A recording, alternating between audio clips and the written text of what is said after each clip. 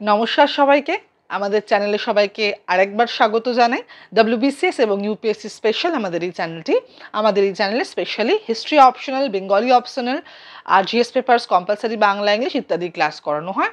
আজকে আমরা ক্লাস করব ইতিহাস অপশনাল। তো যারা যারা ডব্লিউবিসিএস এবং ইউপিএসসি অ্যাসপিরেন্ট রয়েছো, বাংলাতে তোমাদের ডব্লিউবিসিএস এর নোট লিখতে চাইছো, অপশনাল লিখতে চাইছো এবং ইতিহাসকে অপশনাল হিসেবে বেছে নিয়েছো, তাদের জন্য আপাতত এই ভিডিওগুলো, ঠিক আছে? আর এছাড়া আমাদের ইতিহাস অপশনালের আলাদা করে প্লেলিস্ট তৈরি রয়েছে। সিলেবাসের প্রত্যেকটা টপিক ওয়াইজ ক্লাস তোমরা ওখানে পেয়ে যাবে, ঠিক আছে? তো আমরা পেপার 1, পেপার 2 এই অনুযায়ী আমরা ক্লাস করছি প্রত্যেকটা টপিক ওয়াইজ। আগের দিনে আমরা যেটা করেছি সেটা হচ্ছে গিয়ে পেপার 1, সেখান থেকে আমরা সিন্ধু সভ্যতা নিয়ে আলোচনা করেছি। আজকে আমরা পেপার 2 বা ওয়ার্ল্ড হিস্ট্রিতে চলে যাব। এখান থেকে আমরা আগে অনেকগুলো ক্লাস করেছি। সেখানে আমরা লাস্ট যে ক্লাসটা করেছিলাম সেটা হচ্ছে ফরাসি বিপ্লব। ফরাসি বিপ্লবের একেবারে প্রথম যে এনলাইটেনমেন্টের যে পার্টটা রয়েছে, টপিকটা রয়েছে, সেখানে আমরা ফরাসি বিপ্লবের যে প্রাক বিপ্লবকালে যে অর্থনৈতিক, রাজনৈতিক, সামাজিক অবস্থা ছিল ফ্রান্সে, সেটা নিয়ে আমরা আলোচনা করেছি এবং এখান থেকে কী ধরনের প্রশ্ন আসতে পারে সবটাই আমরা আলোচনা করেছি। এর পরের যে গুরুত্বপূর্ণ যে টপিক বা কোয়েশ্চেন, সেটা হচ্ছে গিয়ে ফরাসি বিপ্লবের, অবশ্যই ফরাসি বিপ্লবের জন্য দার্শনিকদের ভূমিকা কতটা ছিল, ঠিক আছে? আদৌ কি দার্শনিকদের ভূমিকা গ্রহণযোগ্য ফরাসি বিপ্লবের পরে? এই জন্য কি বিভিন্ন সমালোচক, ঐতিহাসিকদের মধ্যে মতবিরোধ রয়েছে, কিন্তু এটা কিন্তু খুব একটা ইম্পর্টেন্ট প্রশ্ন। এবং ফরাসি বিপ্লবের পিছনে দার্শনিকদের অবদান কতটা, সেটা একেবারে বড় প্রশ্ন আসলে একেবারে আসতে পারে। বা 2-3 জন দার্শনিকদের নাম একসাথে দিয়ে দিল। 3টে দার্শনিকের নাম খুবই গুরুত্বপূর্ণ এক্ষেত্রে: মন্তেস্কু, ভলতেয়ার অ্যান্ড রুসো। এই 3জনের নাম আলাদা করে তোমাদের মেনশন করেও দিতে পারে যে ফরাসি বিপ্লবের ক্ষেত্রে মন্তেস্কুর অবদান লেখো, যদি 10 নম্বরের প্রশ্ন আসে। বড় প্রশ্ন আসলে অবশ্যই দার্শনিকদের অবদান লেখো আসবে, এবং সেখানে তোমরা 3টে এই দার্শনিকদের সম্পর্কে আমাদের বলতে হবে। এবং তার সাথে সাথে এছাড়া আরও যারা ছিলেন, এটা তো অবশ্যই গুরুত্বপূর্ণ, এই 3জনকে আলোচনা করতেই হবে। তাছাড়াও আরও কিছু যে গুরুত্বপূর্ণ দার্শনিকদের অবদান ছিল সেটা নিয়েও আলোচনা করতে হবে বড় প্রশ্ন আসলে, ঠিক আছে? তাহলে আমরা এই টপিকটা প্রথমে আলোচনা করে নেব। কি কি প্রশ্ন কিভাবে আসলে আশা করি বোঝাতে পেরেছি। এবার আমরা টপিকে চলে যাচ্ছি, ঠিক আছে? দেখো, এই ছোট ক্লাসের মাধ্যমে ইতিহাস একটা ভাস্ট জায়গা। এখান থেকে তো নোট তোমাদের জানোই, তোমরা নোট তৈরি করতেই হবে, ঠিক আছে? এবার নোটটা তখনই তৈরি করবে যখন আমাদের বিষয়টা সম্পর্কে কনসেপ্টটা ভালোভাবে আমাদের ক্লিয়ার থাকবে। তাই জন্য এই ভিডিওগুলো আনা, ছোট ছোট ভিডিওর মাধ্যমে ইতিহাস অপশনালটাকে তোমাদের জাস্ট কভার করানোর চেষ্টা করছি, যাতে তোমরা যখনই যে কোনো বই ফলো করো না কেন, অ্যাটলিস্ট তোমাদের কনসেপ্টটা ক্লিয়ার হয়। মুখস্থ করে যেন পরীক্ষার খাতায় না লিখতে হয়। মুখস্থ করার আগে বোঝবার প্রয়োজনীয়তা রয়েছে, ঠিক আছে? আর ভালো নোট তৈরি করাটা খুবই ইম্পর্টেন্ট, কারণ আমাদের সময়টা খুবই কম। বারবার আমি প্রত্যেকটা ক্লাসে বলি, সময়টা আমাদের খুবই কম। পরীক্ষার খাতায় আমাদের মাত্র 3 ঘন্টা সময়, এবং সেখানে আমাদের 200 মার্কস কভার করতে হবে। ইতিহাসের মতো ভাস্ট একটা সাবজেক্ট, এবং একটা লেখার একটা অনেকটা ব্যাপ্তি রয়েছে, ঠিক আছে? কিন্তু আমাদের কতটা লিখতে হবে, কিভাবে লিখতে হবে, সেটার একটা ধারণা কিন্তু অবশ্যই আমাদের প্রয়োজন, ওকে? আর আমাদের অনলাইন পেড ব্যাচ রয়েছে, সেখানে আমাদের মক টেস্ট থেকে শুরু করে নোটস লিখিয়ে দেওয়া সবই করানো হয় ক্লাসে। তো অনলাইন পেড ব্যাচ যারা জয়েন করতে চাও, তারা স্ক্রিনে দেওয়ার নাম্বারে অবশ্যই কন্ট্যাক্ট করো। আর যারা পেড ব্যাচ জয়েন করতে পারছো না, তাদের জন্য এই ফ্রি ভিডিও ক্লাসগুলো তো রইলই, ঠিক আছে? তাহলে আমরা চলে যাচ্ছি টপিকে। তাহলে ফরাসি বিপ্লবের প্রাক্কালে আমরা আলোচনা করেছিলাম অর্থনৈতিক কারণ, সামাজিক কারণ এবং রাজনৈতিক কারণ। এবং আমরা সেখান থেকে বুঝতে পেরেছিলাম যে একটা রাজনৈতিক অসন্তোষ, সামাজিক বিক্ষোভ, শ্রেণী বৈষম্যের একটা সমাজের ফলে একটা ক্ষুব্ধতা, একটা ক্ষোভ, অসহিষ্ণুতা জড়ো হতে হতে একটা বিপ্লবের আকার ধারণ করেছিল, তাই তো? কিন্তু এই বিপ্লব শুধুমাত্র কি রাজনৈতিক, সামাজিক এবং অর্থনৈতিক দিকের উপর নির্ভরশীল?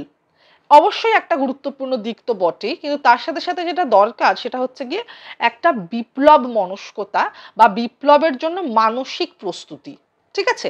এই বিপ্লবের জন্য মানসিক প্রস্তুতিটা তৈরি করেছিল কিছু তৎকালীন গুরুত্বপূর্ণ দার্শনিকগণদের যে চিন্তা ভাবনা, যে আধুনিক মনস্কতা, তারা তাদের রচনার মাধ্যমে আপামর ফরাসিবাসীদের মধ্যে ছড়িয়ে দিয়েছিল, আপামর ফ্রান্সে ছড়িয়ে দিয়েছিল। যার ফলে কি হয়েছে, তারা হয়তো সরাসরি বিপ্লবকে সমর্থন করেননি, সরাসরি প্রজাতন্ত্রকে সমর্থন করেননি, বা পুরাতনতন্ত্রের বিরুদ্ধে কোনো বিদ্রোহ ঘোষণা করেননি, কিন্তু তাদের রচনার মাধ্যমে বা তাদের মানসিকতা মাধ্যমে যেটা প্রচার হয়েছে সেইখানে একটা বিপ্লব মনস্কতার বীজ কিন্তু আমরা দেখতে পাই যে গ্রথিত হয়ে গেছে। ঠিক আছে, তাদের মধ্যে অবশ্যই আমি বললাম যেটা যে শুধুমাত্র যে ফরাসি দার্শনিকদের যে অবদান রয়েছে ফরাসি বিপ্লবের পিছনে তা নিয়ে বহু ঐতিহাসিকরা, বহু সমালোচকরা বিভিন্ন মত পোষণ করেছেন। সেই বিতর্কতায় আমরা না গিয়ে আমরা তিনজন গুরুত্বপূর্ণ দার্শনিকদের কথা আগে আলোচনা করে নেব। প্রথম যার কথা বলবো তিনি হলেন মন্তেস্কু। ঠিক আছে, মন্তেস্কু খুবই ভালো একজন, খুবই বড় মানের একজন দার্শনিক ছিলেন, কিন্তু তিনি কিন্তু সম্পূর্ণভাবে পুরাতনতন্ত্রের বিরোধিতা করেননি। কিন্তু তৎকালীন সময়ে ফ্রান্সের যে সামাজিক অবক্ষয়, যে দোষ ত্রুটি, সেগুলো তার রচনার মাধ্যমে, ব্যঙ্গ বিদ্রূপের মাধ্যমে তুলে ধরেছেন। তার বিভিন্ন গ্রন্থের মধ্যে গুরুত্বপূর্ণ একটি গ্রন্থ হলো the Persian letters and spirit of laws. এই জাতীয় গ্রন্থে প্রচণ্ড জনপ্রিয় হয়েছিল এই গ্রন্থগুলো, এবং এই জাতীয় গ্রন্থের মধ্যে তৎকালীন সমাজের যে রাজনৈতিক অবক্ষয়, যে সামাজিক অবক্ষয়, সব কিছু তিনি তুলে ধরেছেন বিদ্রূপ, ব্যঙ্গাত্মক, শ্লেষাত্মক ভাবভঙ্গিতে। ঠিক আছে, এবং এগুলো এতটাই বেশি জনপ্রিয় হয়েছিল যে তার মধ্যে থেকে যে আধুনিক মনস্কতা তা কিন্তু বৈপ্লবিক ধারণায় পরিণত হয়েছে এবং আপামর ফ্রান্সবাসীর মধ্যে ছড়িয়ে পড়েছে। এবং যদিও তিনি খুব গুরুত্বপূর্ণভাবে বারবার প্রজাতন্ত্রের কথা বা বিপ্লবের কথা বলেননি, কিন্তু তার যে মানসিকতা, তার যে আধুনিক মনস্কতা এবং এই যে চিন্তাশীল দৃষ্টিভঙ্গি, সেটা কিন্তু বিপ্লবের যে মানসিক প্রস্তুতি বা পটভূমি তৈরির ক্ষেত্রে কিন্তু সাহায্য করেছিল। ঠিক আছে, এবার আমরা যদি নোট লেখার ক্ষেত্রে তোমাদেরকে একটু যদি সাহায্য করে দিই, অবশ্যই তোমাদেরকে আমি বই বলে দিয়েছি কি কি বই ফলো করবে, সেখানে তোমরা বিভিন্ন নোট তো পেয়েই যাবে, কিন্তু কোন কোন বিষয়টাকে একটু ভালোভাবে আলোচনা করতে হবে। এবং দেখো, বইয়ের যাই থাকুক না কেন, বইয়ে তথ্য থাকবে। ঠিক আছে, সেই তথ্যগুলোকে নিজস্বতায় মোড়কে মুড়িয়ে তোমাদের একটা নিজের নোট তৈরি করতে হবে। ঠিক আছে, তো ওই জন্য আমাদের কিছু কিছু তথ্য দরকার, তার জন্য বই রয়েছে, ভিডিও রয়েছে, কিন্তু অবশ্যই নিজের নোটটা কিন্তু নিজে তৈরি করবে, তাহলেই কিন্তু ভালো মার্কস পাওয়া সম্ভব। তা না হলে শুধুমাত্র গতানুগতিক বইয়ের নোট বা নোটস, যেখান থেকেই নোট লেখো না কেন, কোনো ইনস্টিটিউটে পড়ো বা বইয়ের নোট লেখো, যাই করো না কেন, তোমরা কিন্তু একটা ভালো মার্কস স্কোর করতে পারবে না যতক্ষণ না পর্যন্ত সেই নোটটাকে তোমরা নিজস্ব নোট তৈরি করছো। ঠিক আছে, অবশ্যই যে কোনো টপিক সম্পর্কে একটা ধারণা রাখো এবং তারপরে একটা নিজস্ব নোট তৈরি করো। তার যে তথ্যগুলো, তাতে আমি সেই তথ্যগুলো দেওয়ার চেষ্টা করছি। আমি যেমন প্রথমেই বললাম মন্তেস্কু সম্পর্কে, দুটো গ্রন্থের কথা বললাম, পার্সিয়ান লেটার্স এবং স্পিরিট অফ লজ, এই সম্পর্কে তোমরা একটু আলোকপাত করতে পারো যে এই বিষয়গুলো রয়েছে।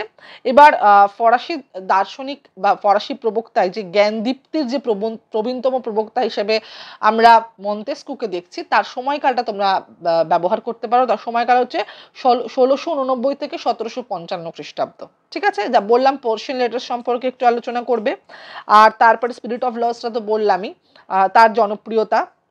এবার আর যেটা বলতে পারো সেটা হচ্ছে কি, তিনি ইংল্যান্ডকে খুব সমর্থন করতেন। ইংল্যান্ডের যে সুচিন্তিত মতামত, হ্যাঁ, স্বাধীন মনস্কতা, সেটাকে তিনি খুব ভালোবাসতেন, সেটাকে তিনি মনে করতেন। এবং পরবর্তীকালে আমরা যখন ভলতেয়ার আলোচনা করব, একটু বাদই আলোচনা করব, সেখানেও দেখতে পাবে যে তিনিও ইংল্যান্ডে গেছেন এবং ইংল্যান্ডের মধ্যে যে মত প্রকাশের স্বাধীনতা, যে সামাজিক সুস্থিরতা, সেটা দেখে তিনি কিন্তু প্রভাবিত হয়েছিলেন এবং ফ্রান্সের সাথে যে ইংল্যান্ডের মধ্যেকার যে বৈষম্য, সেটা কিন্তু তার রচনার মধ্যে তুলে ধরেছেন।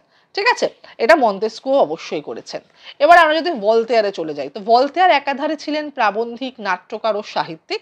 তার রচনার মধ্যেও আমরা দেখতে পাই একটি আধুনিক মনস্ক জায়গা, এবং তার কাঁদিদ বলে একটি গ্রন্থ রয়েছে, সেটি বিখ্যাত গ্রন্থ, এবং সেই গ্রন্থে কিন্তু আমরা দেখতে পাই তৎকালীন রাজনৈতিক অসহিষ্ণুতার পরিচয়, এবং তিনিও শ্লেষ, ব্যঙ্গাত্মক, বিদ্রুপাত্মক জিনিস দিয়ে রাষ্ট্র এবং গির্জাকে সরাসরি আক্রমণ করেছিলেন। এবং যার ফলে অবশ্যই তিনি, বারবার বলছি যে অবশ্যই তিনি কিন্তু বিপ্লব সমর্থন করেছেন, সরাসরি তা কিন্তু নয়, কিন্তু তার মানসিকতার যে জায়গা, সেইখান থেকে কিন্তু অবশ্যই মন্তেস্কুর থেকে ওপরে, মানে বেশি, তিনি বৈপ্লবিক চিন্তাধারায় আপামর ফ্রান্সবাসীকে উদ্বুদ্ধ করেছিলেন। ঠিক আছে, আচ্ছা, তার সময়কাল হচ্ছে 1694 থেকে 1778 খ্রিস্টাব্দ, এবং অষ্টাদশ শতকের চিন্তার জগতে বহুমুখী প্রতিভার মধ্যে ভলতেয়ার অন্যতম একজন। ঠিক আছে। আচ্ছা, কাঁদিদের কথা বললাম, সেটা 1759 খ্রিস্টাব্দে প্রকাশিত কাঁদিদ। আর যেটা বললাম সেটা হচ্ছে কি তার সব থেকে যে বড় অবদান সেটা হচ্ছে অবশ্যই মনস্তাত্ত্বিক দিক। মনস্তাত্ত্বিক দিকটা কিন্তু অবশ্যই মাথায় রেখে আমাদের নোটটা তৈরি করতে হবে ভলতেয়ারের ক্ষেত্রে। এরপরে যেটা বলছি সেটা হচ্ছে অষ্টাদশ শতকের একেবারে ভিন্ন পথের প্রবক্তা হচ্ছেন রুসো। রুসো খুবই গুরুত্বপূর্ণ একজন মানুষ এবং দার্শনিক হিসেবে, এবং ভলতেয়ার, মন্তেস্কু, রুসো এই তিনজনেরই সম্পর্কে কিন্তু আমাদের খুব ভালোভাবে নোটটা তৈরি করতে হবে।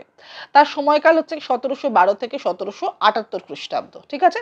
এবং রুসোর মধ্যে যে সব থেকে গুরুত্বপূর্ণ সেটা হচ্ছে কি সোশ্যাল কন্ট্রাক্ট থিওরি বা সামাজিক চুক্তি মতবাদ, ঠিক আছে। এখানে আমরা খুব বেশি করে আলোচনা করছি না সামাজিক চুক্তি মতবাদ কি, বৃত্তান্ত, হ্যানাতানা কিচ্ছু বলছি না।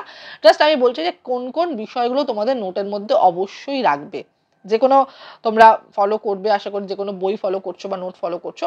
এই যে এগুলো হচ্ছে কি পয়েন্টগুলো কিন্তু তোমাদের অবশ্যই মাথায় রাখতে হবে, এবং যখন তোমরা নোট তৈরি করবে এবং রিভিশনও করবে তখনও কিন্তু এই কি পয়েন্টগুলো মাথায় রাখবে। তাহলে কি হবে, দেখো হিস্ট্রি সিলেবাসটা অনেকটা বড়, আমাদের অনেকগুলো প্রশ্ন উত্তর তৈরি করতে হবে। কিন্তু যখনই আমরা নোটটা তৈরি করব তখন নোটটা শুধুমাত্র তৈরি করে রাখলেই তো হবে না, আমাদের মুখস্থ করতে হবে, আমাদের রিভিশন করতে হবে। তো যখনই রিভিশন করবে কিছু কিছু কি পয়েন্টসগুলো অবশ্যই রিভাইজ করে নেবে, যাতে পরীক্ষার খাতায় গিয়ে সেটাকে তোমরা ইলাবোরেট করতে পারো, ঠিক আছে। এভাবে তোমাদের কিন্তু সিলেবাসটা সম্ভব। না হলে জিএস পেপারসের সাথে জিএস পেপারস করতে হয়, কম্পালসারি করতে হয়, তার সাথে সাথে কারেন্ট অ্যাফেয়ার্স করতে হয়, রিজনিং আছে, ম্যাথ রয়েছে, তার সাথে সাথে যদি আমরা একটা অপশনালে গুরুত্ব দিই তো অপশনালটা একেবারেই আলাদা জায়গা। তার জন্য আমাদের যখন আমাদের এই পরিশ্রমটা করতে হবে, একটু যদি স্ট্র্যাটেজিক্যালি পরিশ্রমটা করি তাহলে কিন্তু আমাদের পরিশ্রমটা একটু কম করতে হয়, ঠিক আছে। এবং সেটা অবশ্যম্ভাবী একটা সাফল্যের দিকে নিয়ে যায়। তাই বারবার বলছি, যখনই তোমরা নোট তৈরি করবে কিছু কিছু কি পয়েন্ট অবশ্যই রেডি করবে, ওকে। আচ্ছা, এরপর যেটা বললাম যে সাধারণের ইচ্ছা বা জেনারেল উইলের কথা তিনি বলেছেন। আর এমিল গ্রন্থে তিনি খ্রিস্ট ধর্মের গোড়ামির বিরুদ্ধাচরণ করেছেন, এবং এরকমভাবে তিনি ফ্রান্সের সমাজ ব্যবস্থাকে দুর্নীতিগ্রস্ত বলেছেন তার বিভিন্ন গ্রন্থে, এবং বিদ্রোহ ঘোষণা করেছেন। এদিক থেকে রুসো হয়তো অনেকটা বেশি সরাসরি বৈপ্লবিক চিন্তাধারায় আবৃত ছিলেন ভলতেয়ার বা মন্তেস্কুর তুলনায়। এবং রুসোর যে সামাজিক চুক্তি মতবাদ এটা কিন্তু তোমরা একটু বেশি হাইলাইট করে তোমাদের নোটের মধ্যে অবশ্যই লিখো, ঠিক আছে। এরপর মন্তেস্কু, ভলতেয়ার এবং রুসো বাদ দিয়েও যে অন্যান্য দার্শনিক সাহিত্যিকদের কথা আছে যাদের গুরুত্ব অবশ্যই আমাদের ফ্রান্সের ফরাসি বিপ্লবের ক্ষেত্রে গুরুত্বপূর্ণ, তারা হলেন ডেনিস দিদেরো, হলব্যাক, হেলভিটিয়াস, ড্যালেনবেয়ার, ঠিক আছে, প্রমুখ। এছাড়া আরেকটা যেটা ব্যাপার সেটা হচ্ছে কি এই সব দার্শনিকদের মধ্যে কিছু ভাগ দেখতে পাওয়া যায়। গুরুত্বপূর্ণ ভাগ হচ্ছে, একটা ভাগ হচ্ছে মানবতাবাদী, আর একটা হচ্ছে গিয়ে বস্তুবাদী, ঠিক আছে। এই বিষয়গুলো তোমরা কিন্তু নোটের মধ্যে রাখবে। আর এছাড়াও আমাদের এই দার্শনিক ছাড়াও আমাদের বুফো, মাবলি, কান্দারসে এদের কথা আমাদের রাখতে হবে। এবং শুধুমাত্র এই যে ফরাসি দার্শনিকদের অবদান শুধুমাত্র যে ফ্রান্সের বিপ্লবের ক্ষেত্রে রয়েছে তা কিন্তু নয়, এরা একেবারে ঐতিহাসিক দিক থেকে বলো, সাহিত্যিক দিক থেকে, দর্শন চিন্তার দিক থেকে তথা চিন্তাধারার দিক থেকে একেবারে আমূল পরিবর্তন, এবং চিন্তাধারার যে বৈপ্লবিক ধারণা সেটা কিন্তু আপামর ফ্রান্সে নয়, আপামর পৃথিবীতে কিন্তু তারা ছড়িয়ে দিয়েছিল, এবং বিভিন্নভাবে সেটা এখনো পর্যন্ত হয়তো তার একটা গুরুত্ব, তার প্রাসঙ্গিকতা অবশ্যই রয়েছে, ঠিক আছে। তাহলে ফ্রান্সে বিপ্লবের পিছনে যে কারণগুলো আমি বললাম, অর্থনৈতিক, সামাজিক, রাজনৈতিক, সেটা অবশ্যই তোমরা তোমাদের নোটের মধ্যে তৈরি আশা করি করে ফেলেছো। আর এরপরেও কিন্তু এই বিষয়টা তোমরা অবশ্যই, এটা কিন্তু খুব গুরুত্বপূর্ণ একটা টপিক, ফ্রান্সে বা ফরাসি বিপ্লবের পিছনে দার্শনিকদের যে ভূমিকা ছিল, ঠিক আছে, এটা অবশ্যই তোমরা কিন্তু রেডি করবে, ঠিক আছে। আশা করি বোঝাতে পেরেছি, এবং অবশ্যই আরও অনেক ভিডিও ক্লাসেস মাধ্যমে আমরা টপিক চেষ্টা করব শেষ করার। আর দেখা হচ্ছে পরের ভিডিওতে। চ্যানেল নতুন হলে সাবস্ক্রাইব করতে ভুলো না। নমস্কার।